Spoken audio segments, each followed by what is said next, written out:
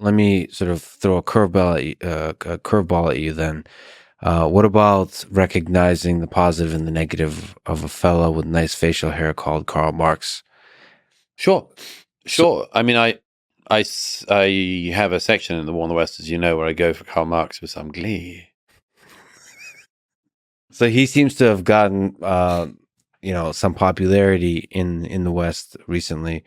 Not just recently, yeah. I mean, he's had a resurgence recently. Yes, resurgence recently. Well, that's because whenever things are seen to go wrong, people reach for other options. And when, for instance, it's very hard for people to accumulate capital, it's not obvious that they're going to become capitalists. And so one thing that happens is people say, let's look at the Marxism thing again, see if that's a viable goer. And my argument would simply be, point me to one place that's worked. Well, the argument from the Marxist or the Marxian economists is that we've only really tried it once. The Soviets tried it, and then if there's a few people that kind of tried the Soviet thing. Cuba tried it? Well, they basically, it's an offshoot of this of they tried Soviet. Yes, they've tried it. They tried it in Venezuela.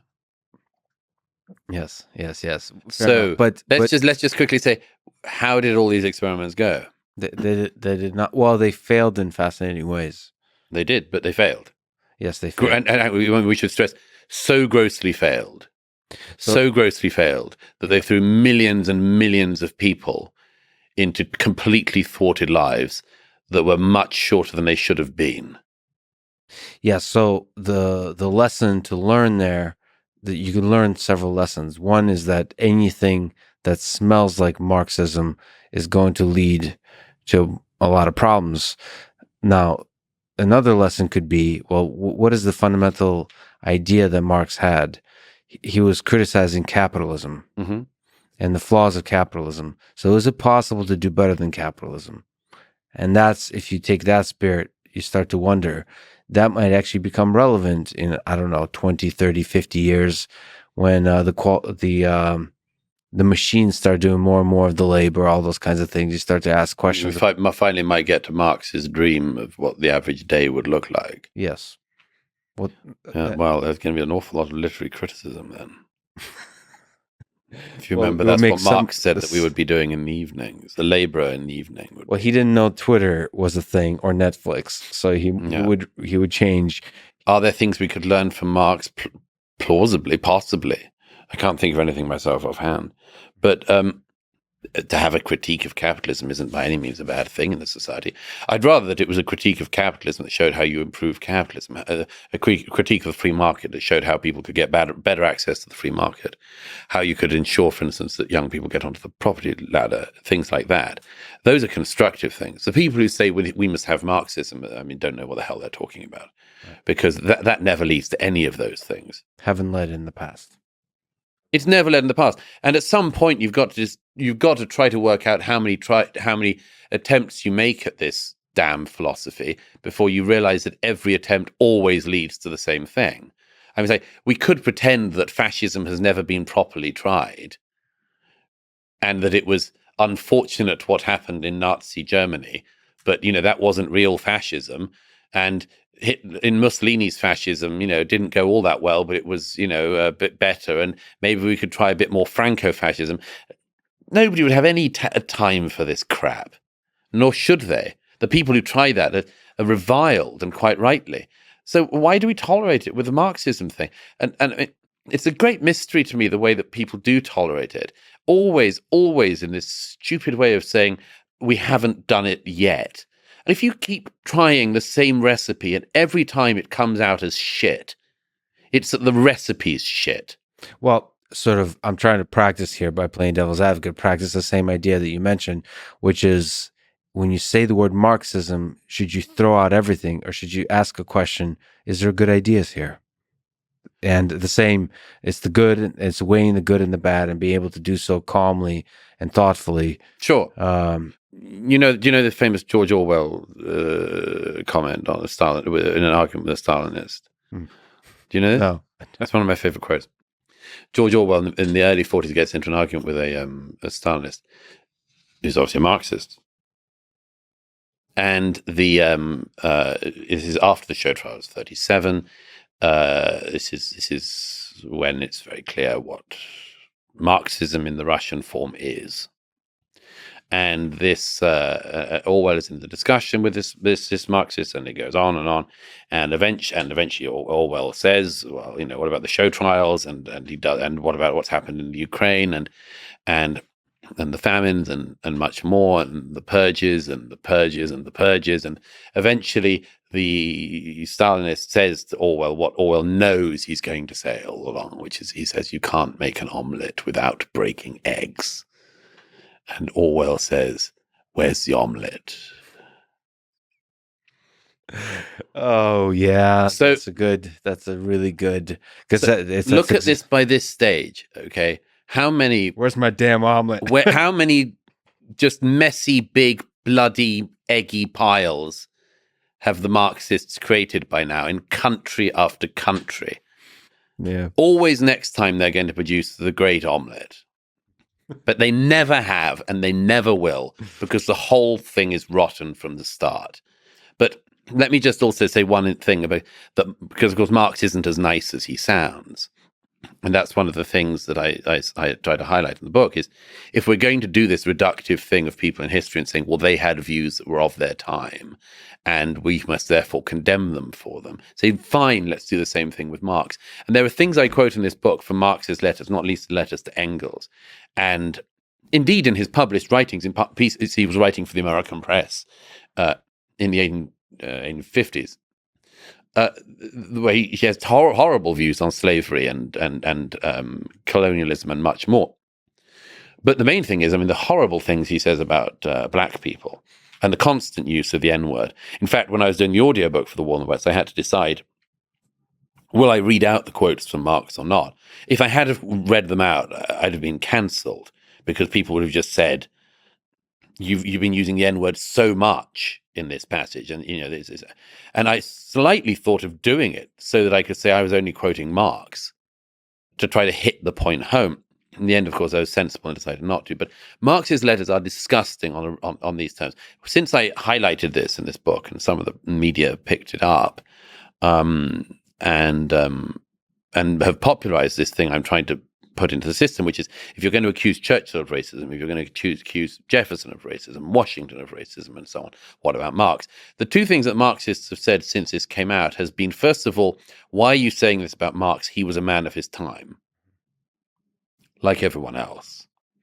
And the second thing they say is, we don't go to Marx for his horrible, abhorrent views on race, so talking about mixed race people as gorillas and so on.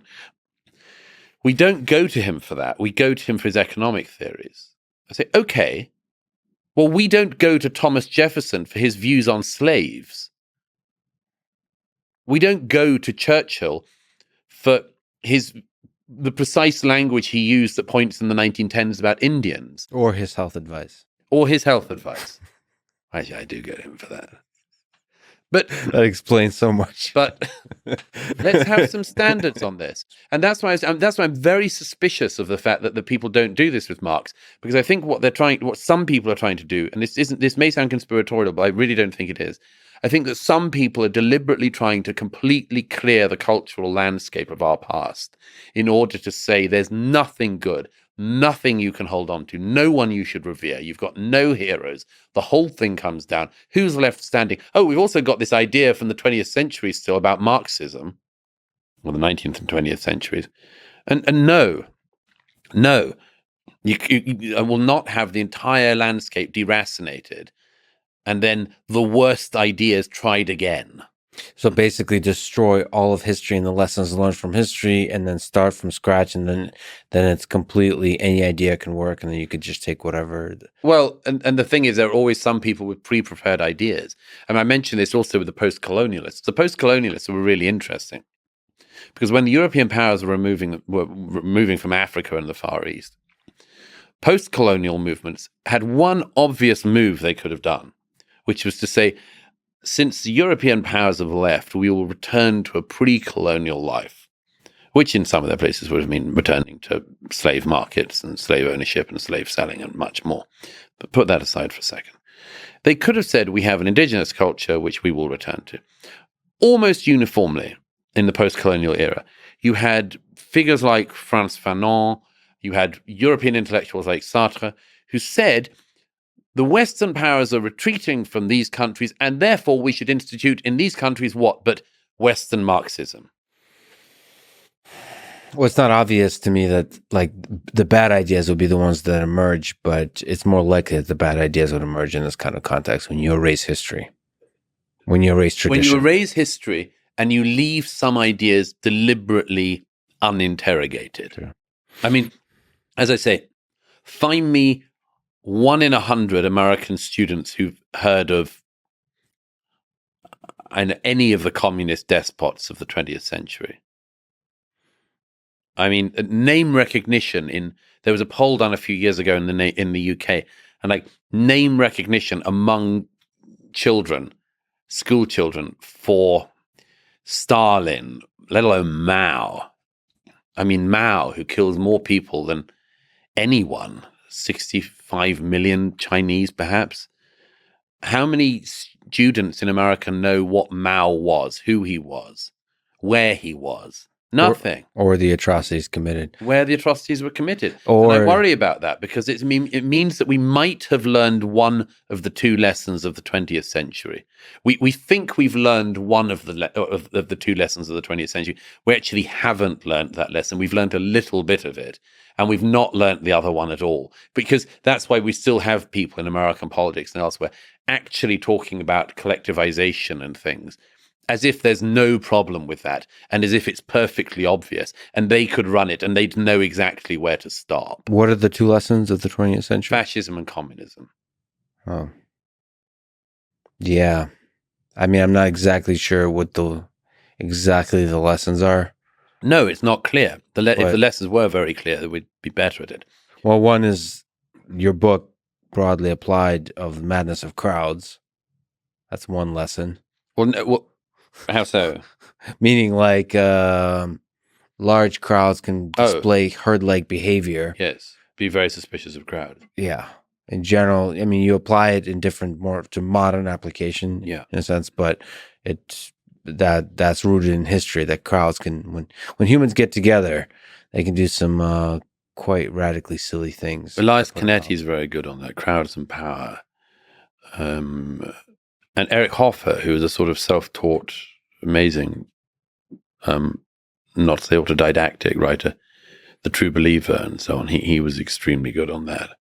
But the reason I mentioned the two things, we should have realized that the two nightmares of the 20th century, fascism and communism, that we should know how they came about.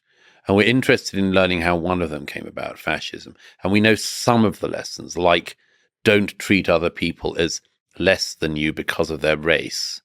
That's one lesson. But and we've done some good at learning that. But the second one, not to do communism again, not to do socialism, I think we're way away from knowing, because we don't know how it happened, and the little temptations are still there always. Look at people saying, "I'm going to expropriate your property." If people do things they don't like, they will we can't wait to take your property. Well, there's an appealing sense. Okay, every ideology has an appealing narrative behind it that sells the ideology. So for socialism, for communism, is that it seems unfair that the working class does all of this work and gets only a fraction of the output. It just seems unfair. So you want to make... If they do get a fraction of the output, yes. Yes. And so it seems to be more fair if we increase that. If the workers own all of the value of their output, and things that are more fair seems to be a good thing. I'd say, well, yeah. I mean, fairness is I like fairness as a justice. term. No, I much prefer fairness because it's a much easier thing to try to work out. It's quite amorphous itself as a concept, but everyone can recognize it. So, for instance, should the boss of the company earn 1 million times that of the lowest paid employee? It doesn't seem fair. Should they earn maybe 5 or 10 times the salary of the lowest employee. Yeah, possibly. That could be fair. There are certain sort of multiples which are within the bounds of, reasonableness. I think actually that's the much bigger problem in capitalism at the moment, as I see it, is the not untrue perception that a tiny number of people accrue a lot of the benefits, and that the bit in the middle has become increasingly squeezed and is at danger always of falling all the way down to the bottom. I mean, I think in the snakes and ladders of American capitalism, for instance, it's a correct perception to say that the snakes go down awfully far. If you tread on the snake, you can plummet an awfully long way in America. And the deal in the game was that the ladders took you high. And there's a perception, and again, it's not entirely wrong, that the ladders system on the board is kind of broken. So what you're saying is you're a Marxist. I'm not Douglas saying Murray. I'm a Marxist. You heard that here first in the in the out of context blog post you're going to write about this. I get back to this point. The way to critique capitalism, if it's gone bad, is to get better capitalism. Yes. Free markets where they're not fair should be made fair. Never decide that the answer is the thing that has never produced any human flourishing, i.e. Marxism.